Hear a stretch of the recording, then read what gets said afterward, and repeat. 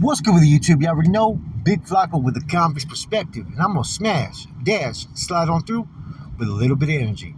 Please hit the like, subscribe, comment, do all those things to help support this channel, and hit that bell notification for future fire content. So man, I've been tapping in with some people that are pretty much got a little insight on what's going on, what they're hearing up on the federal side, right? In regards to what's going on with Chuco. Apparently with Chuco, right, there's been a lot of speculation. I've been hearing that he's attempted to basically throw Conejo under the bus with everything that was happening within the state.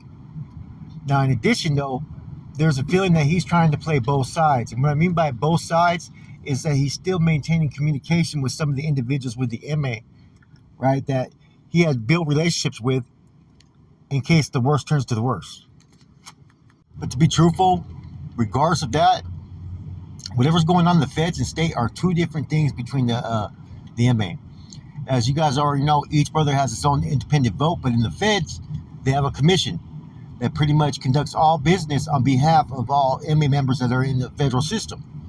So I do not see anything changing if he's trying to reach out to individuals in the state, looking for a place to, looking for a home basically, if things don't work out with him and the federal faction.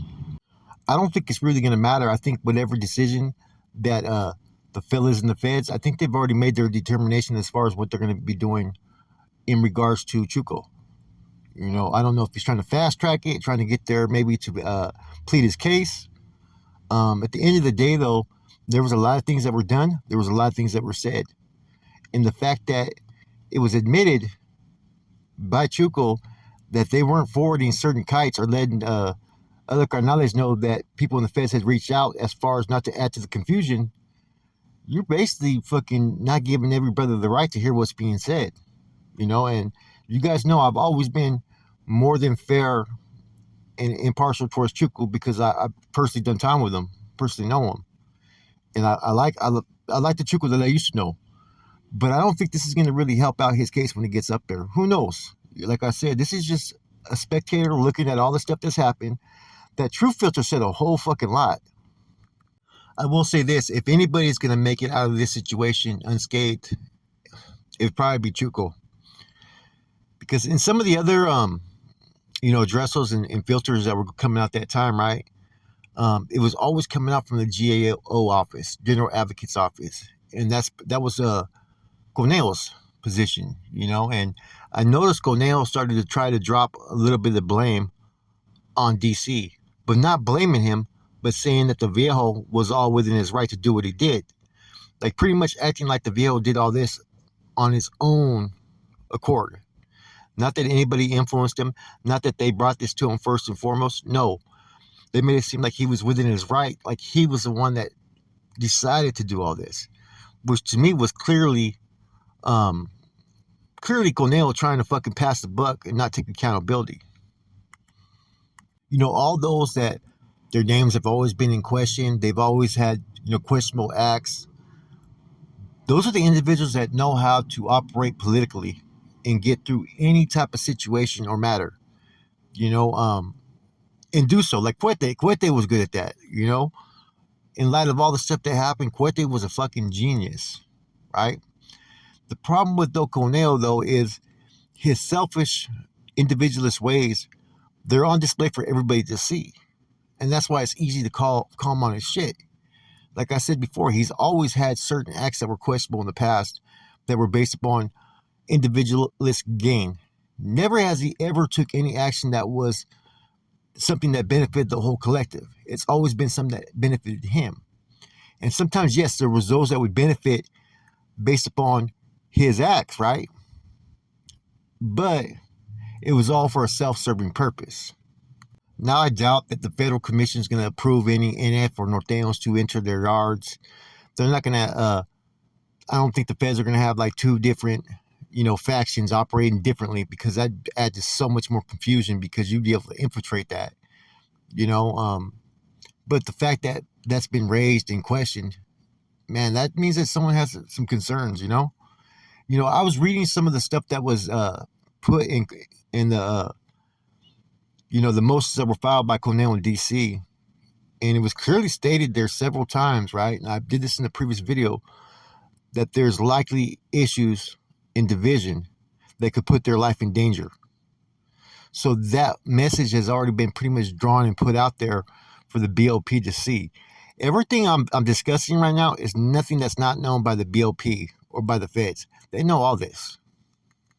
Now, for the fellas that are up there now from the state, that are up in AdMax currently, that must be kind of a stressful situation, not only for Chuco, but for Conejo in DC.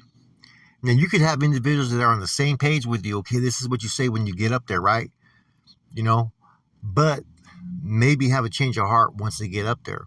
Or maybe when the pressure is put up on them and it's revealed that something doesn't add up, hey, it eventually exposes their hand. They're going to have to come out with whatever really was going on up there. Like I said, I've heard a lot of different things from people who, walked away from what was going on in the state. And the whole mindset of the state was they didn't care who they were making their money off, and they didn't care who they exploited. There was a lot of Northerners that were out there fucking using dope on some of these yards. There was a lot of Carnales that were using dope on some of these yards. I mean, look at Smilone. Smilone got deemed over that. Why there's other people that were using. That's the thing that just really kind of shocked me a little bit is how can you hold one person accountable, but yet the next person is not being held accountable? DC at one time, I think before he was in a cell for a minute, right? If I'm not mistaken, he actually had some youngster in there that was a cellie, I believe, from what I was told, that ended up getting a habit on the heroin. You know what I'm saying? Never did heroin before, right?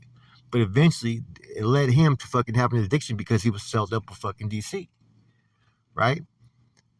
One of those fucking double homicides that happened over there in Solano back in, what was it, about 2-3 years ago? I think they were both from Sonoma County. I heard that was part of that was over drug use, but part of it was also over some drugs that were pretty much lost. A big little issue. Now, how are you going to have someone deemed for using dope, yet at the same time you're getting high all the time? I could never understand that, and that's always been the issue with some of these individuals that have high power status and rank. Getting high, making decisions on others for getting high, it makes no sense. It's basically hypocritical actions, basically. I heard someone that knew the youngster, man, from South Lawn, right, that got an addiction by, being there right there with DC. Look at Conejo. Conejo would hardly ever come out in his wheelchair. But when he did, he had about a 10-man detail team, right? He was reaping the benefits of all the money that was coming in and getting fucking high all day on fucking heroin. That's the example of what leadership was doing there in the state. While Skip was in his 60s, right, leading a whole coalition to fucking go at it with the opposition or fucking trying to take someone out and leading by example, you had these using wheelchairs that were fucking getting high all fucking day. I know at times it seems like, I'm more pro-feds than pro-state, and maybe I am. Maybe it has to do with the conduct. Maybe it's because I don't like individuals that thrive off the sweat and blood of their own people. And that's clearly what you see. I may have to go over the True Filter again with you guys, man, maybe read it.